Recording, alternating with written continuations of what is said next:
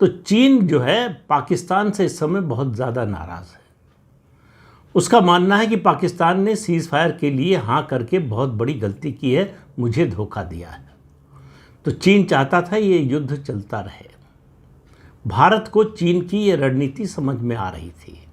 भारत के 2 लक्ष्य थे, वैसे तो बहुत सारे लक्ष्य थे, सब हासिल किए। एक कि पाकिस्तान को सबक सिखाना है, और ऐसा सबक सिखाना है जो इससे पहले कभी नहीं सिखाया गया। तो हमने पाकिस्तान का जो पूरा एयर डिफेंस सिस्टम है उसको नष्ट कर दिया। पाकिस्तान का जो न्यूक्लियर हथियारों का ब्लैकमेल था उसको ख़त्म कर दिया। पाकिस्तान को बता दिया कि जो चीन से तुम खरीद कर लाए हो ये हथियार, ये जो है कागजी हथियार हैं, ये तुम्हारे किसी काम आने वाले नहीं। न तो इससे तुम अटैक कर सकते हो, न इससे अपनी सुरक्षा सुनिश्चित कर सकते हो। ये इतने सारे संदेश पाकिस्तान को दे दिए। पाकिस्तान को अब समझ में आ गया है कि वो लिमिटेड वॉर भी भारत से लड़ने की स्थिति में नहीं है।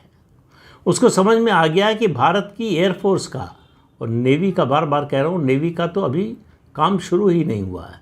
भारत की एयरफोर्स की ताकत, भारत की एयरफोर्स का लोहा उसने अंदर खाने तो मान लिया है, सार्वजनिक रूप से कभी स्वीकार नहीं करेगा, अलग बात है, क्योंकि इनके जनरल इसी तरह के होते हैं।